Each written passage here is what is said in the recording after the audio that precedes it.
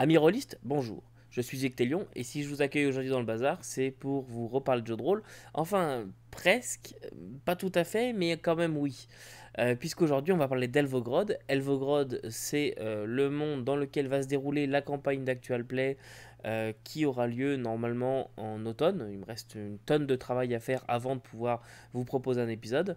Mais en tout cas, sachez que je travaille là-dessus.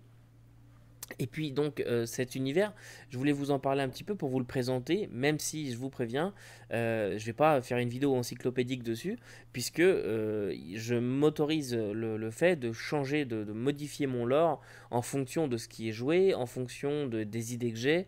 Voilà, si on arrive dans une ville que j'avais à peine esquissée, eh ben, je vais la compléter peut-être en partie au fur et à mesure, et puis après intégrer ça dans le canon. Mais voilà, il y a rien de trop figé. Il y a quand même toutes les bases qui sont là, mais j'ai pas fait l'encyclopédie de chaque ville. Puis en plus, je pense que ce serait un peu chiant comme vidéo. Mais aujourd'hui, donc, je vais vous présenter les bases. Et puis, peut-être que je vous représenterai des concepts un peu plus avancés ou en faisant le focus sur une chose en particulier. Si jamais c'est demandé dans les commentaires, eh bien, je me ferai un plaisir de vous expliquer un peu plus. Mais je me réserve aussi le fait de la découverte. Donc, il y a des choses que je vais garder un peu plus sous silence, tout simplement parce que je veux vous les faire découvrir pendant la campagne. Là, en gros, ce que je vais vous dire, c'est ce que tout un chacun dans l'univers d'Elvogrod sait. Mais tout d'abord, donc cet univers, pourquoi je l'ai créé et comment je l'ai créé?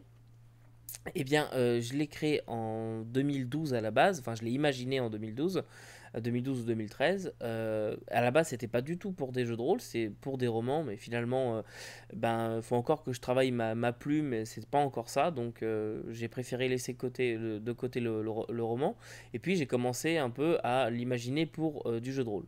Alors, à l'époque, il n'était pas du tout dans sa forme actuelle. Il y a plein de concepts actuels qui n'étaient pas à l'époque, mais on retrouve quand même les mêmes bases. On retrouve en fait trois concepts qui sont communs. Mais je vais vous expliquer tout ça aujourd'hui. En tout cas, voilà, sachez juste que c'est un univers qui a maturé, qui a évolué dans ma tête et qui évolue encore aujourd'hui. Et ces derniers mois ont été des phases vraiment actives de world building pour le rendre crédible et intégrer tous les concepts. Et je me suis servi des idées des joueurs de l'actual play pour pouvoir faire quelque chose qui plaisait à tous. Et donc voilà. Donc aujourd'hui, je vous parle de ça. Tout d'abord, j'aimerais vous parler des quatre concepts clés de cet univers. Et pourquoi est-ce que je les appelle les concepts clés? Puisque ce sont des concepts que je ne retrouvais pas à l'époque dans des univers de fantasy connus ou voilà, que je connaissais. Il y en a un qui est utilisé dans un autre jeu, je vous en parlerai. On va commencer d'ailleurs par celui-là, c'est le premier. Je voulais que ce soit un univers qui soit modulaire dans son histoire. Justement, il y en a un, 13e âge a sorti un livre là-dessus, en fait, Book of Ages, dans lequel on peut revenir dans l'histoire du monde et jouer à différentes époques. Et moi, en fait, je voulais que cet univers d'Elvogrod, à la base, ce soit ça. Là, au niveau de l'actual play, on va commencer au troisième cycle. Le troisième cycle, qu'est-ce que c'est? Eh bien, c'est la période historique dans laquelle on est, ce qui veut dire qu'il y a eu un premier cycle, il y a un deuxième cycle, et puis il y en aura peut-être d'autres plus tard, mais je voulais que ce soit le même univers et qu'il puisse fonctionner avec différents jeux, enfin plutôt différents styles. Donc par exemple, si je voudrais faire de la Sword and Sorcery, eh ben, ça va sûrement se dérouler dans le premier cycle d'Elvogrod. Voilà, ce sera, ou quelque chose de préhistorique ou quelque chose, ce sera premier cycle. Et puis, si je voudrais utiliser quelque chose style de la fantasy classique, ça va peut-être se dérouler dans le deuxième cycle. Là, on est dans de la fantasy un peu plus avancée, donc on est en troisième cycle. Puis voilà, vous avez compris le concept. Mais la carte, on va dire, l'univers tel qu'il est, le nom des continents et tout ça, lui, ne bougera pas. Par contre, les nations peuvent bouger, les peuples peuvent bouger aussi. Donc voilà, je voulais vraiment que on puisse jouer à différentes époques. Moi, je trouvais ça intéressant de pouvoir voir le monde évoluer. Si par exemple demain on fait une campagne ensemble en troisième cycle et puis que dans un an on refait une campagne en sixième cycle, et ben peut-être que vous revisiterez des lieux que vous aviez visités dans la campagne précédente en troisième cycle. Voilà, donc moi c'est quelque chose qui en fait, que je trouvais intéressant. Effectivement, ça a déjà été fait par 13e âge. Alors à l'époque peut-être pas, mais en tout cas c'était un des concepts de départ et qui est toujours là aujourd'hui. L'autre concept très important, ça me concerne directement en fait. Il faut savoir que je suis quelqu'un qui est très mal à l'aise avec la religion, avec l'idée de la religion. Euh, de par mon passé, de par mon vécu et tout. La religion, je suis vraiment pas à l'aise avec ça. Je suis anti-religion. Je suis pas anti-religieux, attention. J'ai rien contre les gens qui croient. J'ai plus contre les gens qui veulent faire croire. Et donc, j'ai cette idée de religion, elle est tout le temps présente dans tous les univers de fantasy. On a toujours les dieux, les dieux, les dieux, et moi, c'est un point qui me gêne. Sincèrement, j'ai un peu de mal avec ça. Par exemple, vous ne me verrez jamais jouer de clerc. Parce que je me sens pas à l'aise là-dedans, et c'est un point vraiment euh, qui vient me chercher. Voilà, j'ai l'idée de la dévotion aveugle à une entité, c'est quelque chose qui marche vraiment pas chez moi. Et donc, j'ai voulu expurger ça complètement de l'univers d'Elvogrod, du moins en troisième cycle. On est dans une période de l'histoire dans laquelle la religion n'existe plus. Il n'y a pas de Dieu, enfin en tout cas les gens n'en parlent pas. Il n'y a pas de religion, il n'y a pas de prêtre, il n'y a pas tout ça. Tout ce qui est magie divine n'existe pas, en fait c'est de la magie normale. Donc voilà, c'est un des concepts clés, c'est un univers sans religion, sans Dieu. Alors, je sais qu'il y en a certains qui vont se dire, oui, mais on est obligé d'avoir des mythes fondateurs et tout. Et je suis d'accord avec vous. C'est très difficile d'imaginer un monde, en fait, de par notre histoire à nous, mais c'est très difficile d'imaginer un monde qui n'aurait pas eu de mythe fondateur et de religion dans son passé, à des périodes troublées et tout. Et c'est le cas avec Elvogrod. Dans le passé, dans les cycles précédents, il y a eu des religions, il y avait des dieux qui étaient vénérés et tout ça, mais aujourd'hui, la majorité de la population ne va pas comprendre de quoi on parle quand on dit religion, prêtre, Dieu. Pour eux, c'est des concepts très abstraits. Il y a que certains érudits qui peut-être ont retrouvé des traces de gens qui vénéraient quelque chose, mais c'est pas quelque chose qui est naturel pour eux. Et voilà. Et donc, ce concept-là a emmené beaucoup de travail, quasiment la majorité du travail, parce qu'il faut repenser l'organisation des sociétés aussi. Il faut repenser ne serait-ce que le traitement des décès. Voilà, comment est-ce que on gère le décès. Et il faut aussi expurger du vocabulaire tout ce qui est lié au divin. Et c'est vraiment pas facile à faire et je pense qu'en partie il y a des fois on risque d'avoir des dérapages. Ça nécessite aussi de refaire une partie du bestiaire, de renommer les choses. Par exemple, tout ce qui est dans le bestiaire, donc j'ai pris Fantasy Edge, vous commencez à le savoir. Dans le bestiaire Fantasy Edge, il y a les diables, les démons et tout ça. Pour moi, ça, c'est des mots que j'associe à la religion. Alors effectivement, ils auraient pu les appeler diables et démons parce que voilà. Mais de mon côté, ça me gênait. Je trouvais que c'était un peu facile.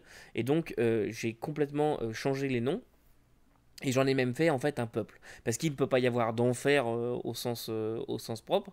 Donc ils viennent pas des enfers. En fait, dans mon univers à moi, dans Elvogrod, ce sont les Druzuls. Et les Druzuls viennent donc de Drusuli, qui est un pays en soi. C'est un peuple qui est non jouable pour l'instant.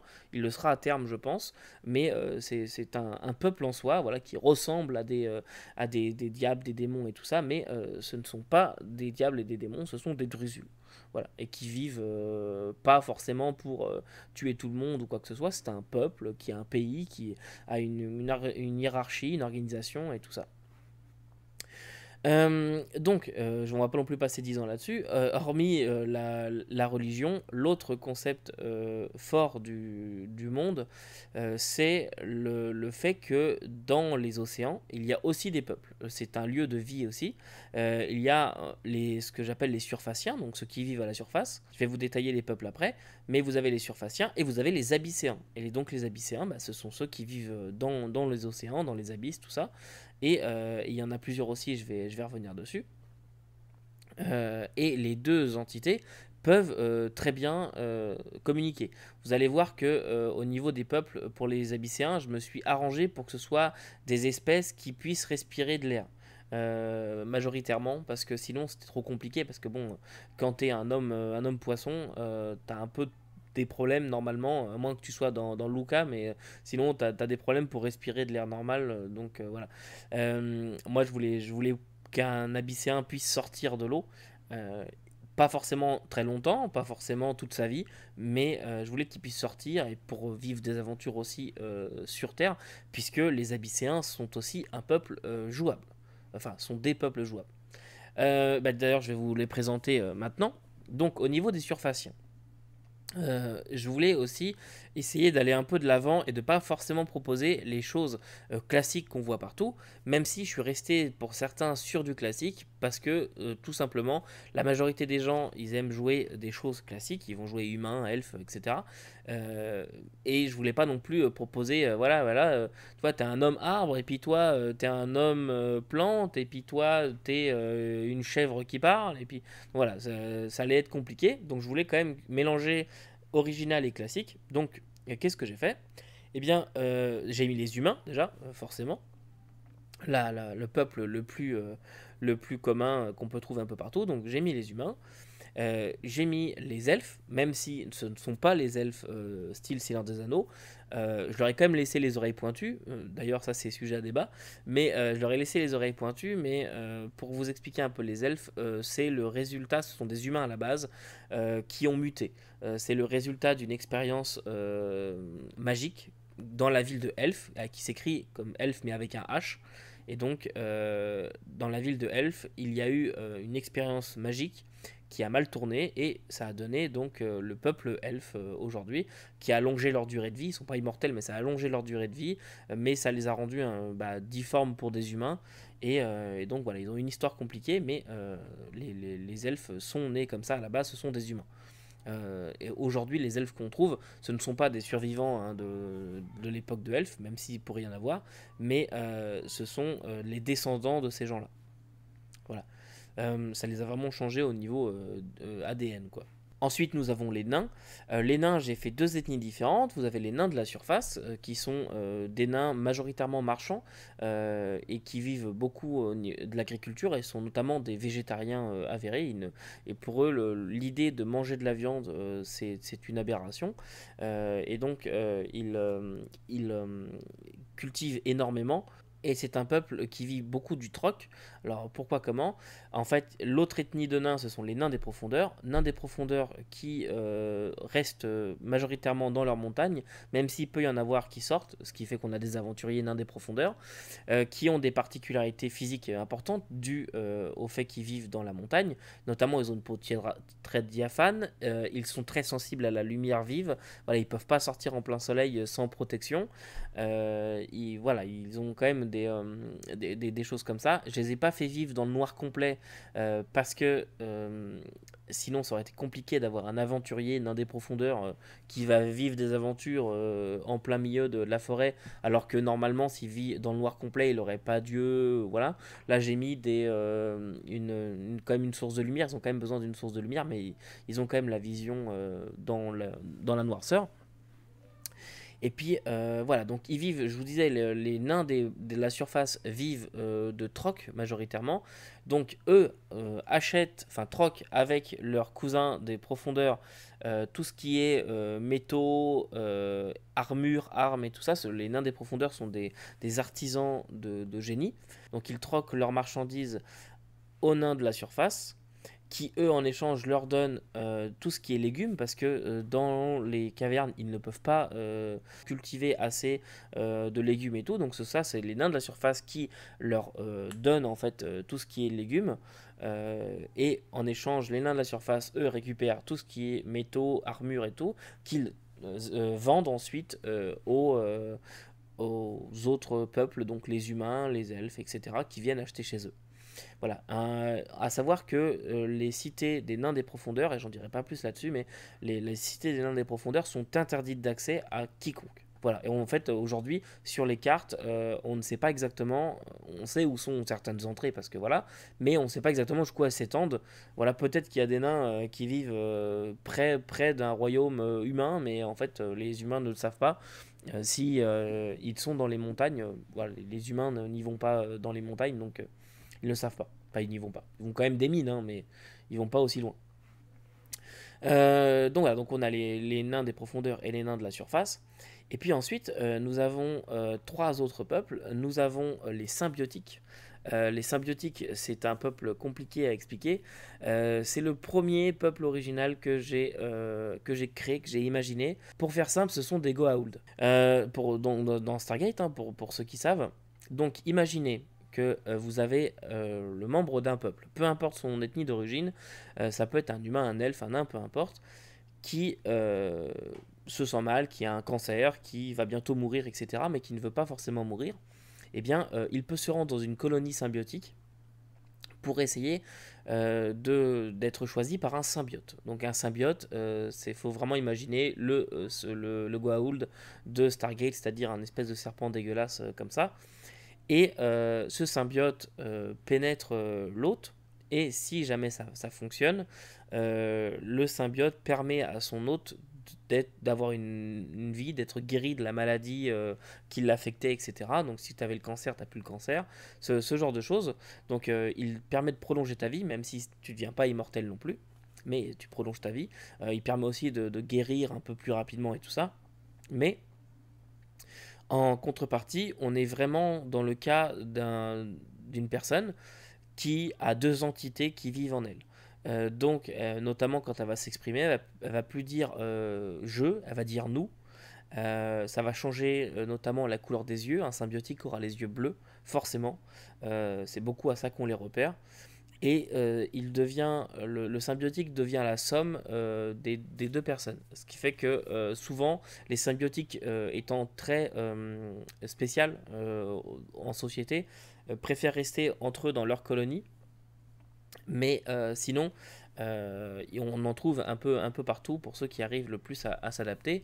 Et une dernière chose à savoir rapidement comme ça, un hôte qui a reçu donc un symbiote ne pourra plus vivre sans symbiote.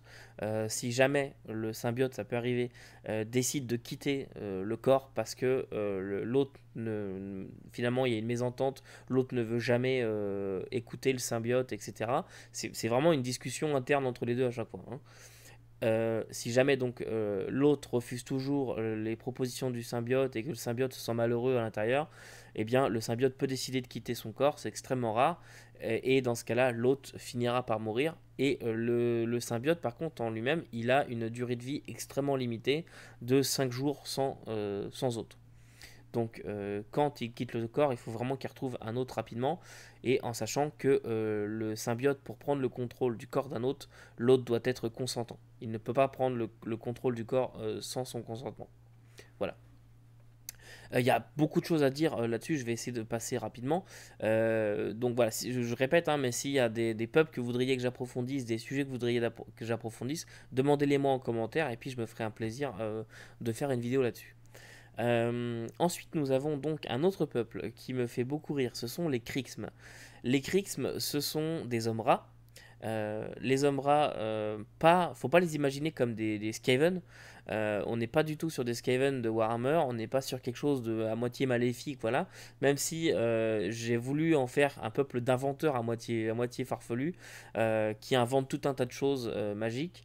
Voilà, je reviendrai là-dessus quand on parlera de la magie, mais c'est un peuple d'hommes rats, donc ils font entre 1m10 et 1m30, ils ont une queue préhensile, et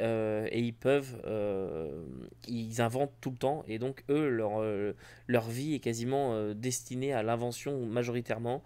On en trouve qui vont pas forcément faire ça toute leur journée, hein. Si jamais vous voudriez jouer un Krixme guerrier, c'est possible, mais il y a toujours un peu cet attrait, voilà, vers l'invention, et la majorité sont des inventeurs un peu farfelus. Et puis le dernier peuple des Surfaciens, ce sont les Sorinos.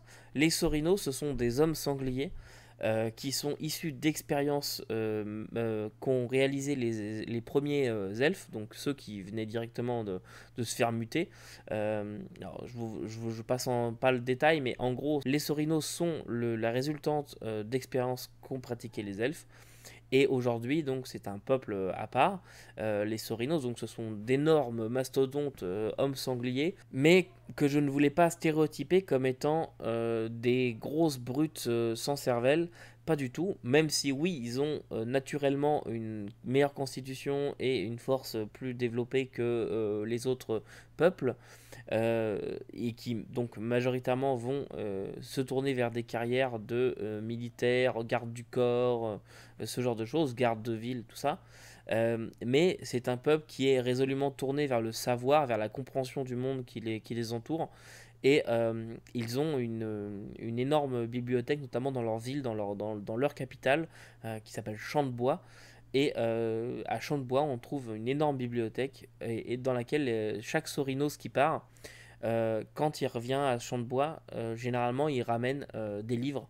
Donc même le garde de ville le plus bas de l'échelle, il va aller dans une capitale, je sais pas où, dans une ville humaine, il va aller chercher un livre quand il va trouver un livre intéressant et il va tout faire pour essayer de le ramener à Champ de Bois pour compléter la collection. Et aujourd'hui, Champ de Bois, c'est la plus grande bibliothèque qu'on trouve sur Elvogrod. Et enfin, du moins, la plus grande bibliothèque surfacienne. Et donc, voilà, je voulais en faire aussi des savants, je voulais en faire des académiciens beaucoup. Donc voilà, imaginez vraiment un énorme homme sanglier qui pourrait vous écraser la tête en 2 secondes et demie, mais avec des petites lunettes sur le nez en train de lire un petit roman à l'eau de rose. Moi, c'est vraiment l'idée que j'avais. Mais encore une fois, tout est ouvert. Mon but avec ces peuples-là, c'était vraiment de ne pas faire des stéréotypes clichés. euh, D'essayer d'élargir un peu les choses et de pas c'est pas parce que tu ressembles à ça que tu es forcément destiné à tabasser des gens ou quoi que ce soit. Voilà, je voulais essayer d'ouvrir un peu les yeux là-dessus. Donc ça, ce sont pour les peuples des Surfaciens. Et puis ensuite, nous avons les Abysséens. Alors, je vais passer un peu plus rapidement sur les Abysséens, parce qu'il y a encore beaucoup de choses à découvrir. Je vais juste vous les citer. Vous avez les Archidiens, qui sont des hommes crocodiles qui vivent sur une île majoritairement, donc Ambremer, qui servent beaucoup d'émissaires entre les Surfaciens et les Abysséens. Vous avez aussi les orques que je me suis amusé à nommer avec nos orques à nous, hein, c'est-à-dire avec le Q, donc ORQUES. Et donc les orques, donc ce sont littéralement nos orques à nous, sauf qu'ils sont humanoïdes et ils ont de gros problèmes comportementaux. Ils ont failli s'éteindre. L'inspiration des orques, c'est vraiment les Krogan de Mass Effect. C'est une espèce à la base qui est résolument tournée vers la guerre. Ils ont en eux ce qu'ils appellent la vague et c'est un défoulement de rage inarrêtable et à la base incontrôlable qui les poussait tout le temps vers la guerre, en fait, vers l'anéantissement des autres, voire d'eux-mêmes quand il y avait personne d'autre à taper. Et il n'y a que très récemment, et ça marque vraiment leur peuple aujourd'hui, qu'ils ont réussi, à l'aide d'autres peuples que je vais citer après, à contrôler cette vague. Et aujourd'hui, donc, ils sont détestés dans certains endroits des abysses, haïs par un peuple en particulier, je vais en parler. Voilà. Imaginez le Mordor qui essaie de faire rédemption, quoi. Ensuite, bah justement, parlant du Mordor, on va parler un peu de Minas Tirith. Moi, j'ai pas Minas Tirith, mais on va parler des Brims. Les Brims, ce sont des hommes crabes qui ont, eux, été freinés dans leur développement par justement les orques, puisqu'ils étaient à la frontière contre les orques. Ils ont fait rempart pendant des générations, c'est un peuple martial très organisé. Ce sont des militaires de carrière et alors évidemment, c'est encore une fois, tout le monde n'est pas comme ça, mais c'est une société très martiale. Et puis pour terminer, les peuples abysséens, il y en a un petit peu moins, vous avez les Teiki. Les Teiki, ce sont des hommes tortues que j'ai voulu très sages et experts en magie. Ce sont les meilleurs magiciens que vous pourrez trouver sur Elvogrod et ce sont des académiciens et c'est grâce à eux que les orques ont finalement réussi à contrôler leur vague. Voilà qui clôture pour l'instant les peuples qui sont jouables, voilà pour laquelle j'ai fait la création de personnages pour Elvogrod, pour Fantasy Edge.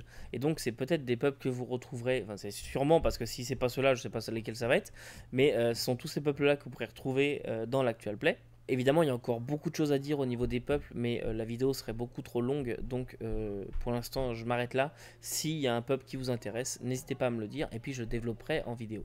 Et enfin, quatrième concept que je dois développer, c'est la magie. La magie sur Elvogrod, elle est omniprésente. Tout le monde ou presque a déjà vu ou possède peut-être un objet magique divers. Ça peut être une théière qui fait bouillir de l'eau sans qu'on l'ait mis sur le feu, un balai qui se passe tout seul, une brosse qui fait la vaisselle.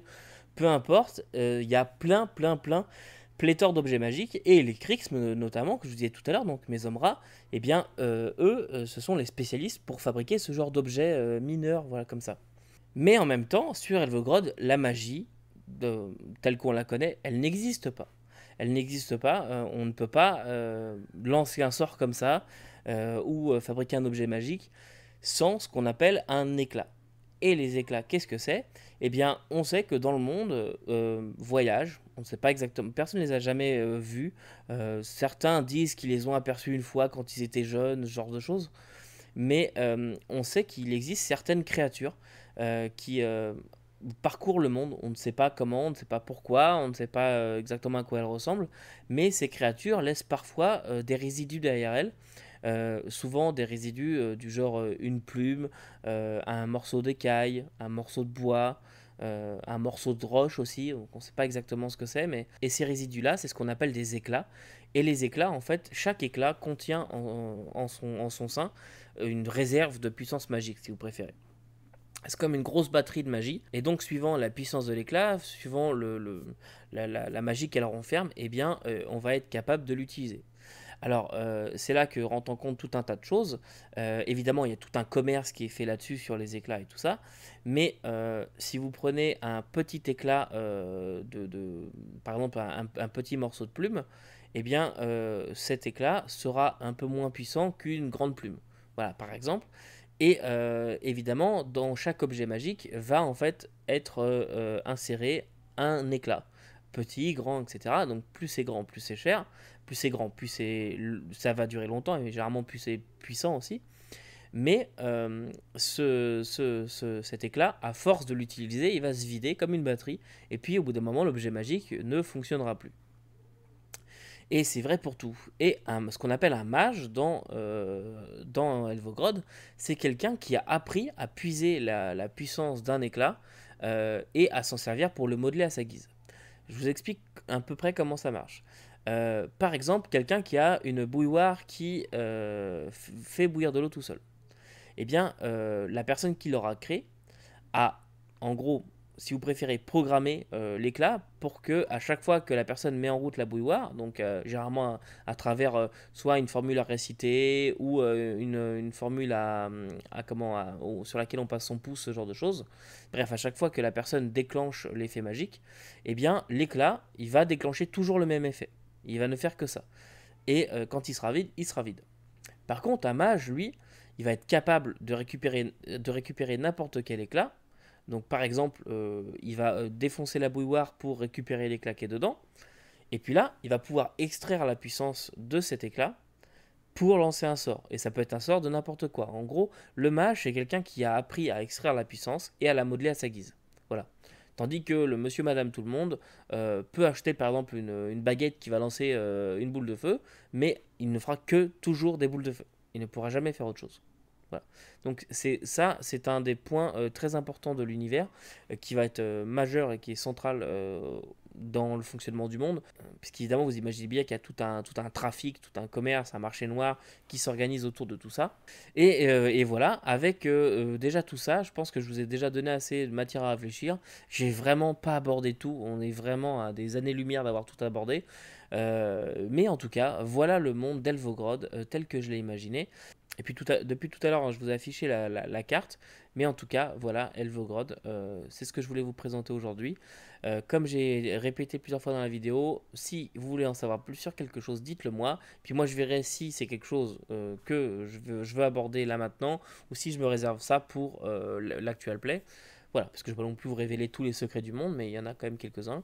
Et en attendant, mes amis, j'espère que ça vous a plu. Et puis, n'oubliez pas que vous ne pouvez pas tout lire et tout faire jouer, mais vous pouvez toujours essayer. Salut!